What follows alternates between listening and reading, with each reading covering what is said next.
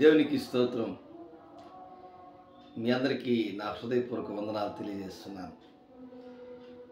దేవుని బిడ్డలారా, ఆదికాండము 31వ అధ్యాయములో యాకోబు గురించి లాబాను కుమారులు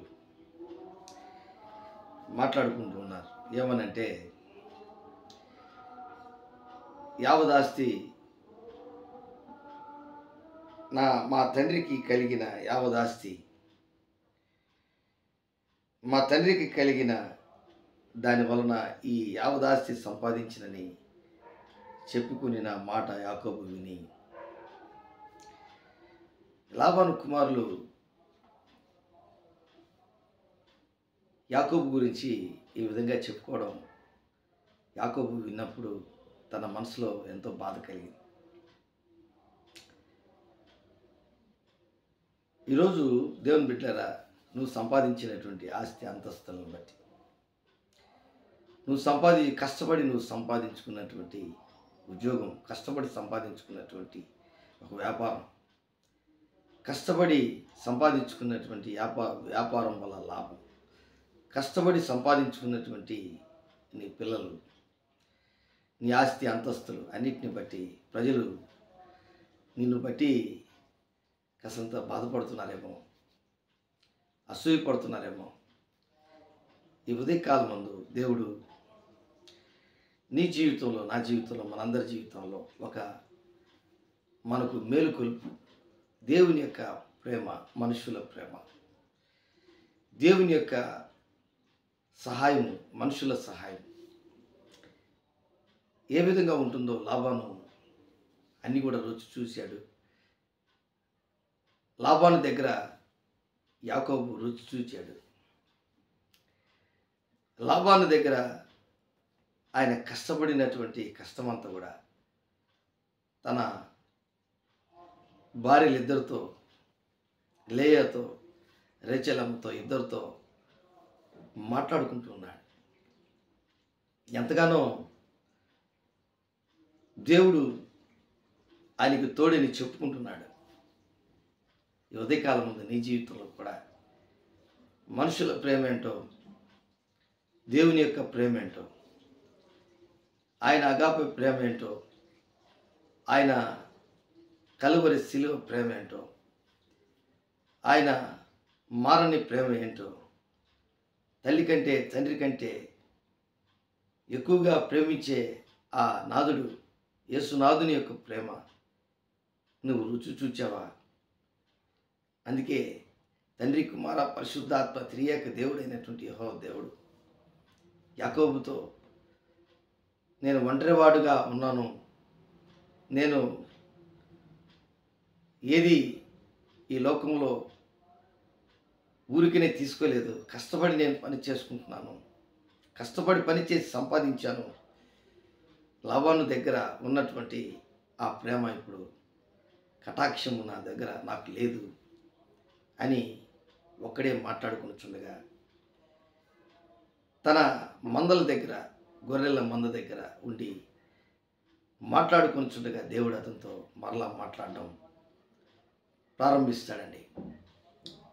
ఆదికాండము 31వ అధ్యాయము 3వ వచనం. అప్పుడు యెహోవా, నీ పితరుల దేశమునకు, నీ బంధువుల యొద్దకు తిరిగి వెళ్ళుము, నేను నీకు తోడై ఉన్నానని యాకోబుతో చెప్పగా, యాకోబు పొలంలో తన మంద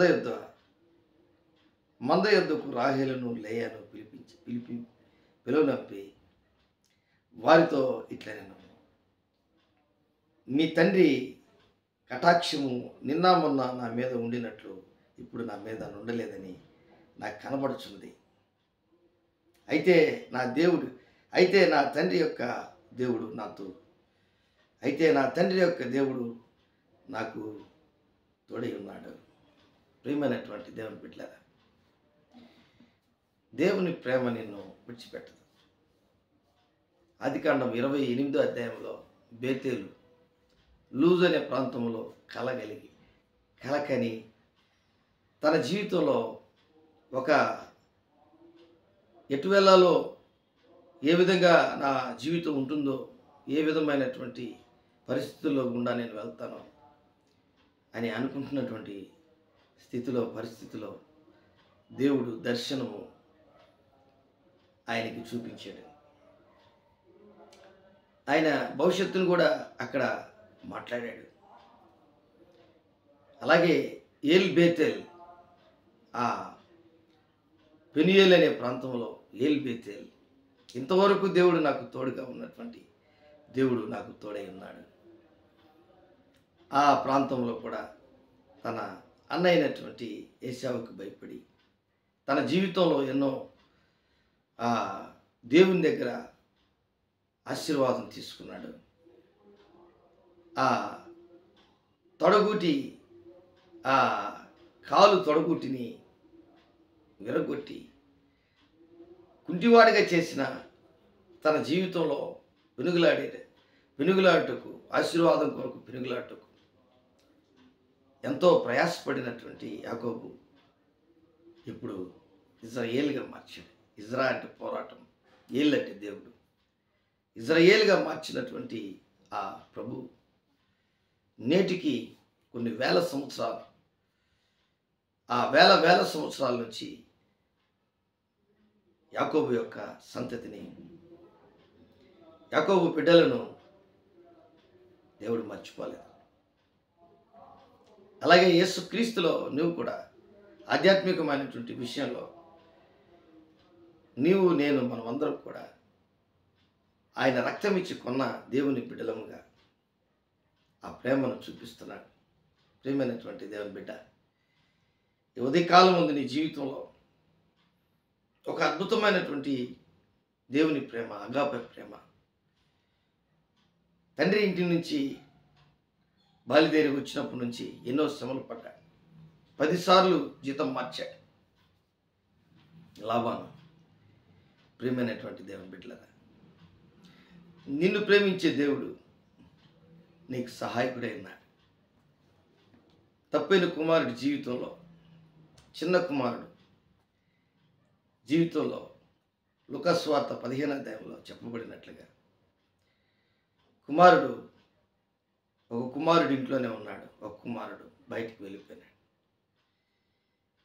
దేవుని బిడ్డలారా, తన ఆస్తినంతా దుర్వ్యాపారం చేసి, భయంకరమైనటువంటి చెడు కార్యములు చేసి, ఆయనకి ఆహారం లేకుండా చేసుకుని, తనను ప్రేమించే వారందరూ కూడా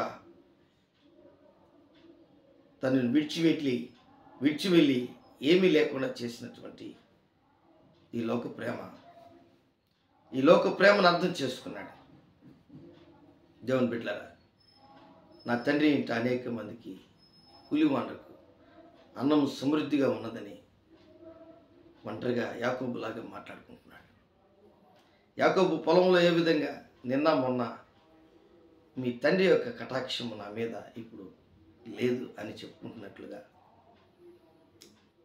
అలాగే ఆ తప్పిపోయిన కుమారుడు అనగా చిన్న కుమారుడు, దూరముగా వెళ్ళిపోయినటువంటి దుర్వ్యాపారం చేసిన కుమారుడు చెప్పుకుంటున్నాడు, నిన్న మొన్న మీరు చూపిన ప్రేమ కంటే కూడా నా తండ్రి ప్రేమ చాలా గొప్పది. ఆయన ముందుగా చెప్పుకుంటున్నాడు, నీకును పరలోకములోన ఆ తండ్రికి విరోధముగా నేను పాపం చేసి తిని, ఇక మీదట నీ కుమారుడుగా ఉండుటకు అనిపించుకున్నటకు నేను యోగ్యుని కాను అని చెప్పి, నేను వెళ్ళేదనని ఆ పందులు తినే పొట్టు దగ్గర కూర్చొని లేచి దేవుని దగ్గరికి అనగా తండ్రి దగ్గరికి వస్తున్నాడు. ఆ కుమారుడు ఇంకా దూరముగా ఉండగానే ఆ తండ్రి పరిగెత్తుకుంటూ వెళ్ళి వాడిని కౌగిలించుకొని మెడ మీద పడి ముద్దు పెట్టుకొని ఎంతో ప్రేమించాడు. ప్రశస్తమైన వస్త్రాలు ఇచ్చాడు, సమాధానమైన జోళ్ళు ఇచ్చాడు, సింహాసనం ఇచ్చాడు, క్రొవ్విన తోడను వధించి మంచి భోజనం పెట్టి ఉంగరం పెట్టి ఒక పండగ చేశాడు. దేవుని బిడ్డలారా, యాకోబు జీవితంలో కూడా తన అన్న ఏశావు యాకోబును ముద్దు పెట్టుకున్నాడు. యాకోబు ఏమంటే భయపడుతున్నాడు. 400 మంది కంటే ఎక్కువ మందిని తీసుకుని చంపేస్తాడు అనుకున్నాడు. ప్రేమైనటువంటి దేవుని బిడ్డలారా, మారని ప్రేమ దేవుని ప్రేమ, ప్రేమ లోతైన ప్రేమ. ఆ ప్రేమను అర్థం చేసుకుని నీవు నేను మనందరి జీవితాల్లో దేవుడు లోకమును ఎంతో ప్రేమించాను. జాన్ 3:16 చదువు, నువ్వు అర్థం చేసుకో.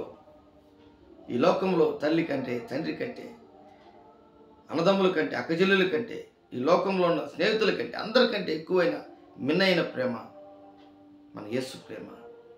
మనం పాపులముగా ఉండగా ఆయన మన కొరకు చనిపోయినాడు.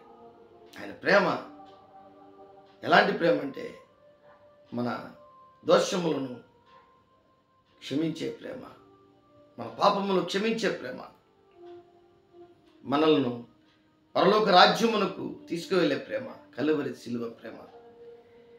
ఆ ప్రేమను అర్థం చేసుకోవాలి. అందుకే ఒక గుర్తు పెట్టాడు ఈ ప్రపంచానికి, సిలువ గుర్తు. ఆ సిలువలో ఉన్నటువంటి ప్రేమను, తండ్రి వీరేమి చేయించున్నారో వీరు ఎరుగరు కనుక వీరిని క్షమించమని చెప్పినటువంటి ప్రేమ, గాయపరిచినటువంటి మనుషులకు ప్రేమ చూపించిన ప్రేమ, రక్తము చూసినటువంటి మనుషులకు